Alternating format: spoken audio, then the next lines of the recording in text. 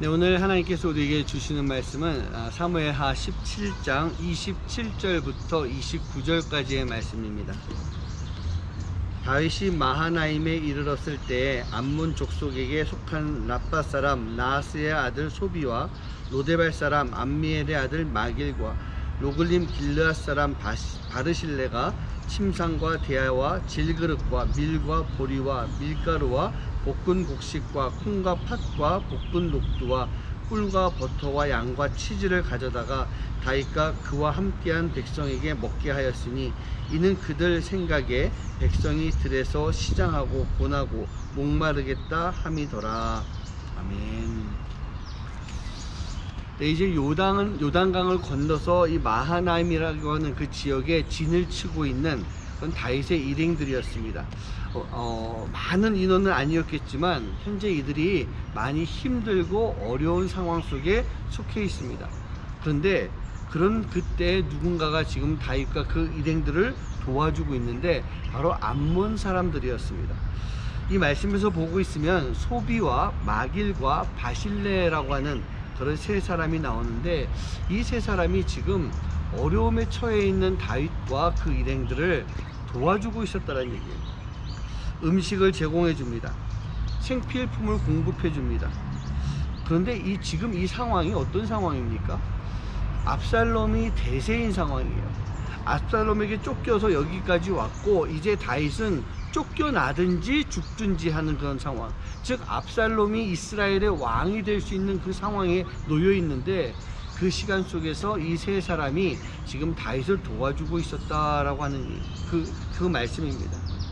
어떻게 이렇게 할 수가 있었을까? 이 세 사람의 마음 가운데는요, 불우한 사람들, 또 어려움에 처해 있는 사람들을 돌봐주고자 하는 마음이 그 안에 있었던 것입니다. 물론 그들이 다윗 왕으로부터 받았던 은혜도 있었겠지만 이 세 사람은요, 지금 현재 의인들이 겪고 있는 어려움을 그냥 넘어갈 수가 없었던 것입니다. 힘든 상황들을 겪고 있는 사람들에 대해서 선대하고자 하는 마음이 이 세 사람 안에 있었던 것입니다. 여러분, 우리는요, 우리 주변에 어려운 환경, 불우한 환경 속에 있는 그런 사람들에게 선한 마음을 베풀어 줄 수 있어야 됩니다. 연민의 마음을 가지고 있어야 됩니다. 그게 무엇일까요? 그게 바로 예수님이 우리에게 보여주셨던 긍휼의 마음이란 얘기예요.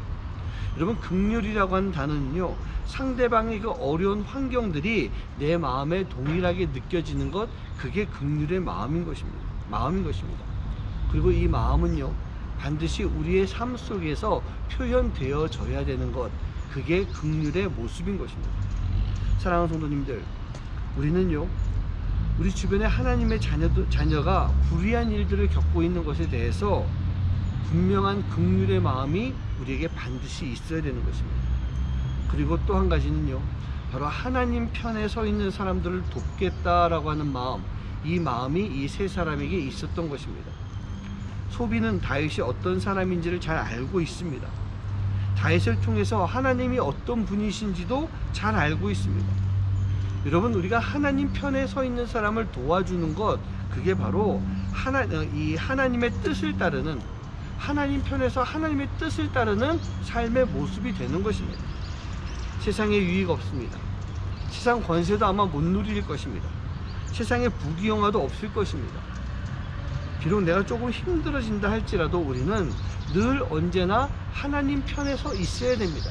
왜? 우리가 하나님의 자녀이기 때문에, 그런 우리를 하나님이 구원해 주셨기 때문에 우리는 늘 하나님의 뜻을 따르고 하나님과 함께하는 삶을 살아야 되는 것입니다.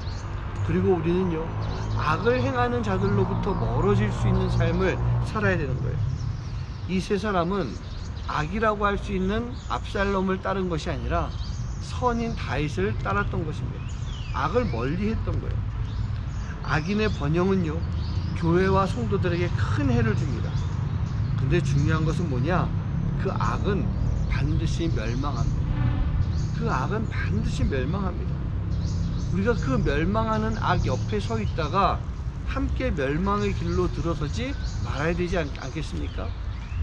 그 떨어지는 불똥을 피해야 되는 거예요. 사랑하는 성도님들, 지금 내 옆에요, 곤란을 겪고 있는 다윗과 같은 그런 사람들이 있습니까? 다른 눈치 보지 마세요. 계산하지 말고 도와주세요. 선을 베풀어 주세요. 그게 바로 하나님의 뜻이기 때문인 것입니다. 그 뜻을 따르며 살아갈 수 있는 여러분 한 분 한 분 되시기를 주님의 이름으로 간절히 축원합니다. 기도하겠습니다. 하나님, 우리가 어느 편에 서야 됩니까? 하나님 편에 서야 됩니다. 그 하나님 편에 서는 것이 하나님의 뜻을 따르는 것이고, 우리가 그 길 가운데에서 긍휼의 마음을 가지고 선을 베풀 수 있는 삶이 되도록 인도하여 주시옵소서. 오늘 하루도 긍휼의 마음이 우리 안에 함께하는 귀한 삶이 될 줄 믿사오며 이 모든 말씀 예수님의 이름으로 간절히 기도하옵나이다. 아멘.